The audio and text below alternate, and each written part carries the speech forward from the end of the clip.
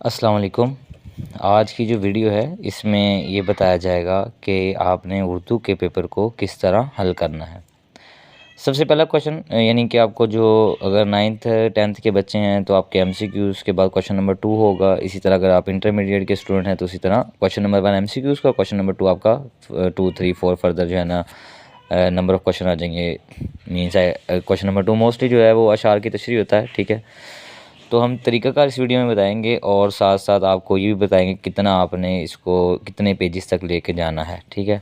जिसमें सबसे पहला क्वेश्चन नंबर मिसाल तो यहाँ पे सवाल नंबर 2 है, सबक का खुलासा है। तो उसमें होता है कि आपने सबक का नाम सेंटर में लिख देना है, ठीक है। जैसे यहाँ काहली है, यार सैद के का जो सबक था जिसमें काहली इसका मौजू था। इसी तरह अगर आपने मिर्ज़ा गालिब के दातुल क़साइल हैं तो वो यहाँ पे हेडिंग आ जाएगी।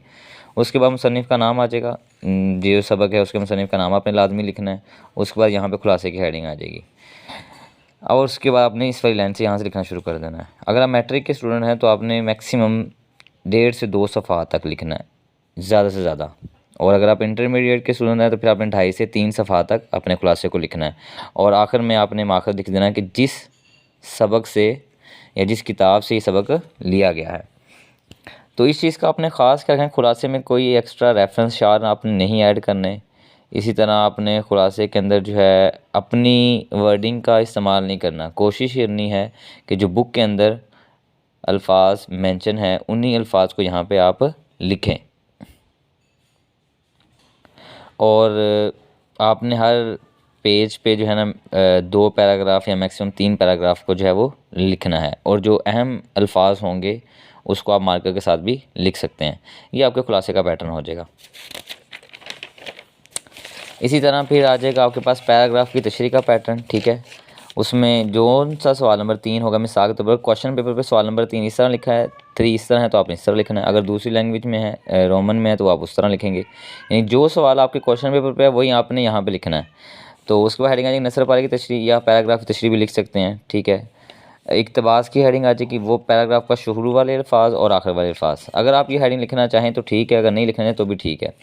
हवाला मतन की हेडिंग देनी है जिसमें आपने बताना है कि सबक ये पैराग्राफ किस सबक का है और उसके मुसन्निफ़ का नाम।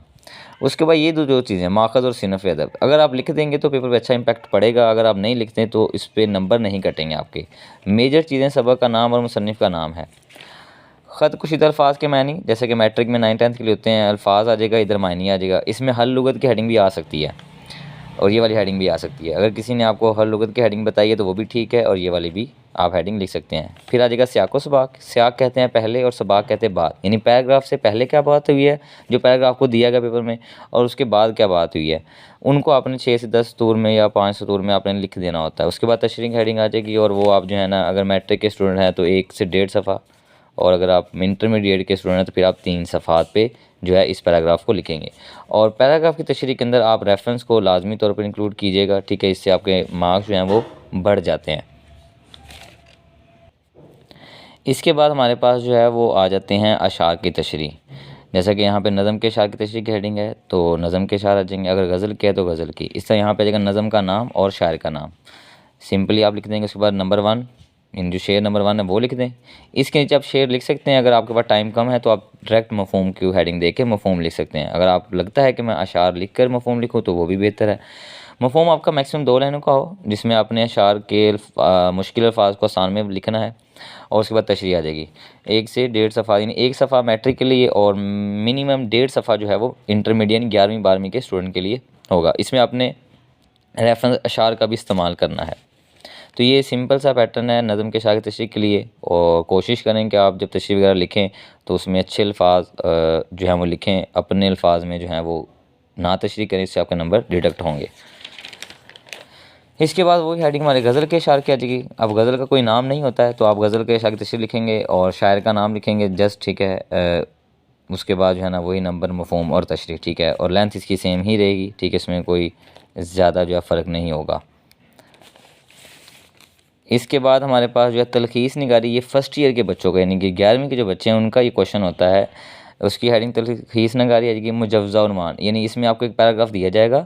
तलख़ीस आपने उसका खुलासा करना है, यानी उसका 1/3 करना होता है, ठीक है। यानी पैराग्राफ को आपने जो है 1/3 टोटल अल्फाज को आपने जो है ना उसका 3 पे डिवाइड करना है। जितने अल्फाज आएंगे उतने आपने लिखने होते हैं। मुजज़्ज़ा उन्वान यानी वो पैराग्राफ जो दिया गया उसके 2 उन्वान लिखने होते हैं। मुजज़्ज़ा उन्वान ऊपर आ जाएगा, मुतबादिल उन्वान नीचे आ जाएगा। आप इसके सामने भी 2 उन्वान लिख सकते हैं। तलख़ीस-शुदा इबारत यहाँ पे आ जाएगी, ठीक है। उसके बाद कुल अल्फ़ाज़ और मुलख़्ख़ीस अल्फ़ाज़ यानी जो आपने तलख़ीस किए हुए हैं। ये उसका पैटर्न है तलख़ीस का। ये इस तरह भी आ सकता है, अगर किसी उस्ताद ने आपको ये उन्वान ऊपर लिखवाया है तो वो भी दुरुस्त है, गलत कंसीडर नहीं होगा।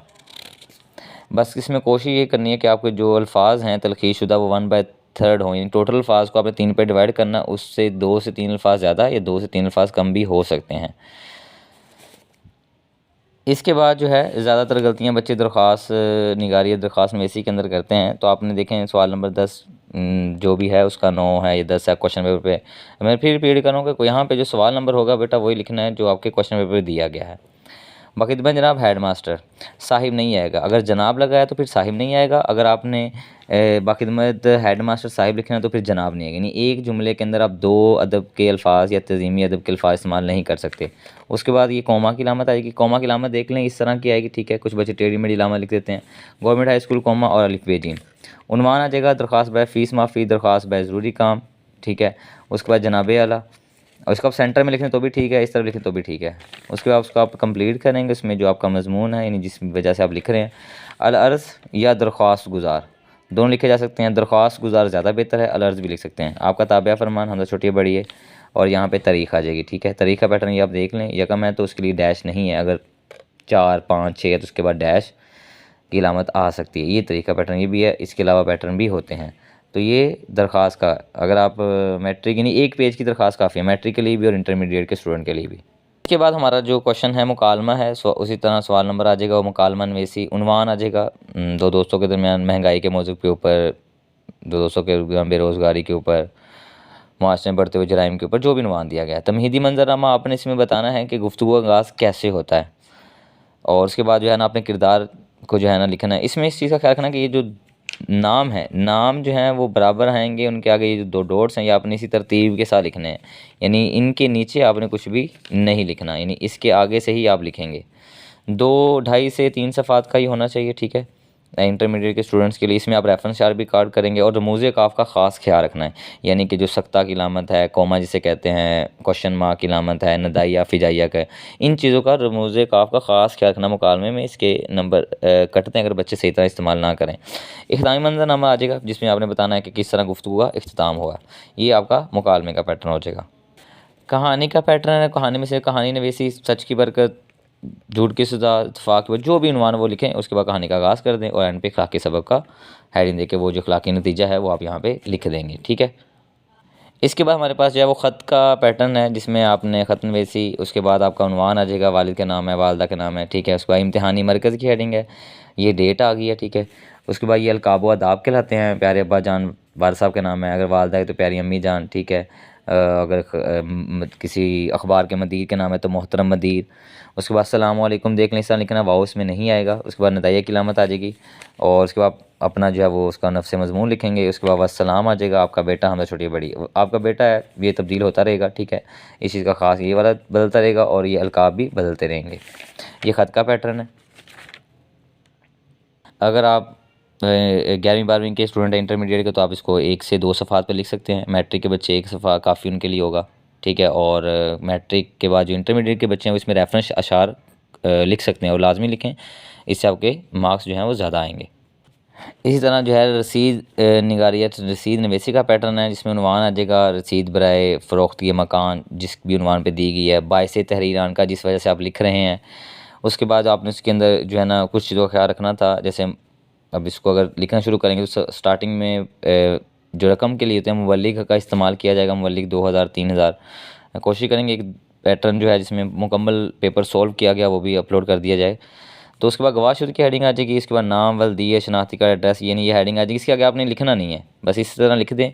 उसके बाद नीचे आपकी तारीख़ आ जाएगी। जज़ाकल्लाह, शुक्रिया।